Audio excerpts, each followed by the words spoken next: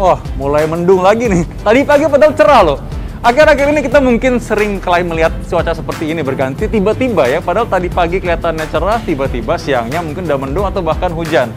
Bagaimana sih kok bisa hubungannya sampai situasi seperti ini membuat kita kayaknya kadang-kadang ngerasa greges-greges, pilek kayak mau sakit. Jangan sampai sakit, harus tetap sehat karena kita harus tetap kerja. Lalu bagaimana caranya kita bisa menjaga kesehatan kita supaya tetap fit, tetap bisa produktif di era di mana terjadi pergantian cuaca seperti ini. Nah, kita akan berbincang-bincang dengan Prof. Ari Faryalsyam setelah berikut ini.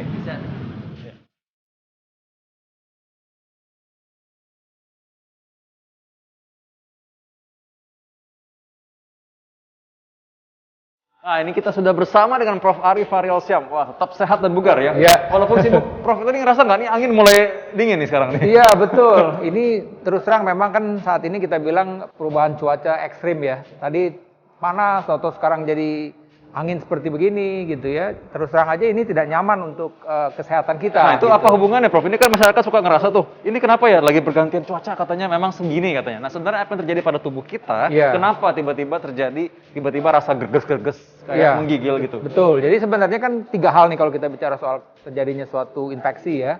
Pertama adalah daya tahan tubuh, kemudian jumlah kuman atau virus, kemudian faktor lingkungan. Nah, kita bicara soal faktor lingkungan, terus terang ini lingkungan yang tidak sehat ini. Kenapa? Karena kan tubuh kita kan sejatinya tetap harus ada penyesuaian ketika tiba-tiba panas, tiba-tiba hujan. Nah, pada orang-orang tertentu itu memang membuat tubuh menjadi tidak nyaman gitu loh. Nah, oleh karena itulah makanya selalu kita bilang bahwa ini cuaca yang tidak sehat buat kita semua nih kalau kita tidak mengantisipasinya. Kenapa? Karena tadi nih saya bilang tiba-tiba hujan, tiba-tiba panas misalnya. Jadi kita mesti siap dengan kondisi perubahan cuaca yang ekstrim seperti ini gitu loh. Nah, penyakit-penyakit apa saja yang perlu pemirsa kita waspadai ketika terjadi pergantian cuaca seperti ini? Ya, jadi yang saya bilang tadi, umumnya penyakit-penyakit infeksi. Apalagi kita di saat pandemi seperti ini ya, pandemi COVID-19 ini juga harus diantisipasi. Nah, saya bilang tadi nih, kan kita bicara soal terjadi infeksi, ini bicara soal daya tahan tubuh.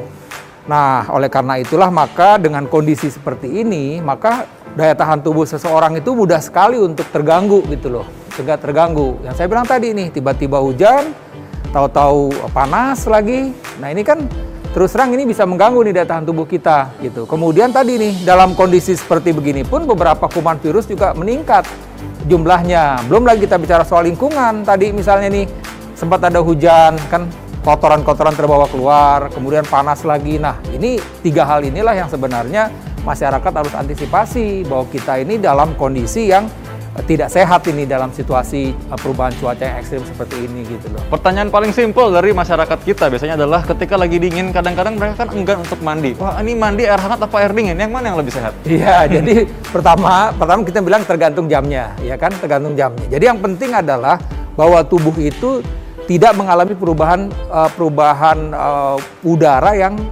ekstrim gitu loh. Jadi kalau saya misalnya memilih nih, tergantung kita nih. Kalau memang kita misalnya dalam keadaan situasi yang dingin, tentu kita jangan terlalu juga ekstrim air hangatnya misalnya. Kita atur ininya. Begitupun sebaliknya, ketika ini sudah panas ya itu tidak langsung dengan dingin gitu loh. Makanya hal yang lain misalnya saya selalu anjurkan ya buat masyarakat selalu siap jaket gitu loh. Nah nih kira-kira nih sekarang nih oke lah di mobil kan kadang-kadang kan AC kita kan juga terpengaruh oleh lingkungan. Ketika di luar udaranya memang dingin, pengaruh AC juga cukup dingin ya kita mesti siap misalnya jaket gitu. Apalagi pada orang-orang yang mempunyai berbagai macam alergi ya kan, misalnya ada yang orang alergi dingin, dia bersin-bersin yang kita bilang rintitis alergiga. Jadi atau misalnya karena ada orang-orang tertentu karena misalnya dia ada asma misalnya, itu asma juga berpengaruh oleh udara dingin misalnya. Jadi ini hal-hal yang memang harus diperhatikan oleh masyarakat. Apakah kita punya faktor risiko, ada riwayat alergi sebelumnya, dan sebaliknya tadi yang saya bilang, yang penting kita siap. Tadi itu ketika memang ini udaranya dingin, kita udah siap jaket begitu. Nah, jadi karena itu sedia payung sebelum hujan, sedia jaket sebelum dingin. Nah, ini ada juga pendapat yang lain. Kalau misalkan habis kena hujan, langsung mandi itu nggak boleh, cepat sakit malah. Prinsipnya begini, prinsipnya adalah tidak terjadi perubahan yang mendadak pada tubuh kita. Ya kan, tidak terjadi perubahan suhu tubuh yang mendadak gitu loh. Jadi terserah mau mandi atau nggak ada masalah sebenarnya. Yang penting adalah penyesuaian tubuh kita gitu loh terhadap perubahan air dingin atau air panas tadi gitu. Nah, itu dia, ingat ya.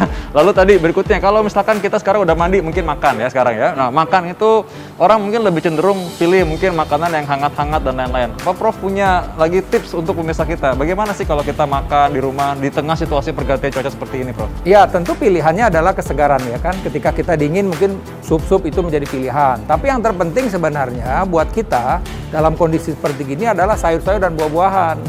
Itu yang penting karena sayur-sayur buahan ini mengandung pertama vitamin C yang cukup tinggi, kemudian juga mineral yang cukup dan antioksidan gitu loh. Jadi itu yang kita butuhkan saat ini sebenarnya pada saat cuaca seperti ini. Jadi kita harus mengkonsumsi makanan-makanan yang cukup vitamin, cukup mineral dan cukup antioksidan agar kita tidak mudah terinfeksi gitu. Nah, contohnya begini, Prof, ya kadang-kadang kan orang kan bilang segampangnya ini gini.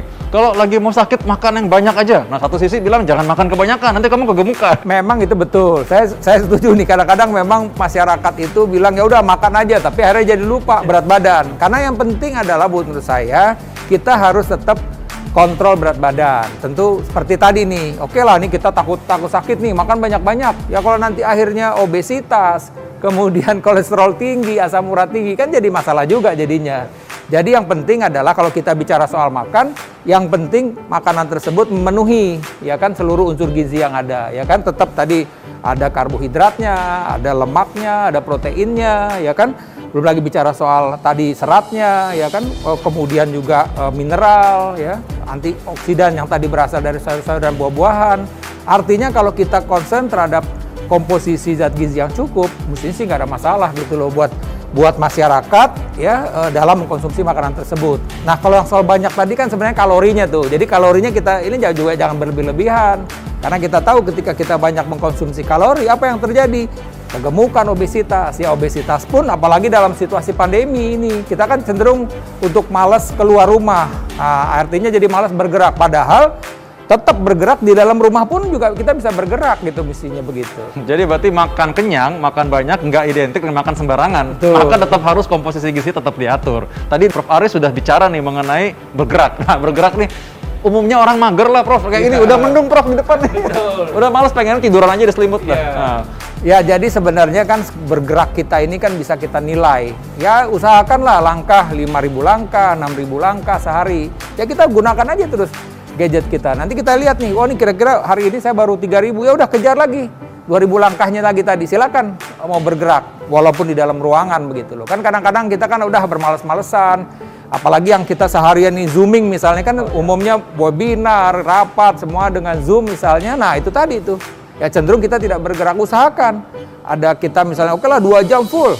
Setelah itu kita mesti melakukan exercise, ya kan? Ya bergerak tadi misalnya begitu. Karena sekali lagi tuh kalau kita tidak bergerak, makan kita juga cukup banyak tadi karena ketakutan misalnya kita kekurangan gizi atau mungkin ini cuaca nggak bagus kita mesti makan banyak.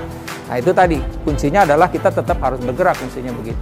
Nah ini saya ingin minta pendapat dari seorang role model menurut saya ya. Kalau Prof Ari sendiri, bagaimana Prof Ari bisa menjaga keseimbangan seperti itu?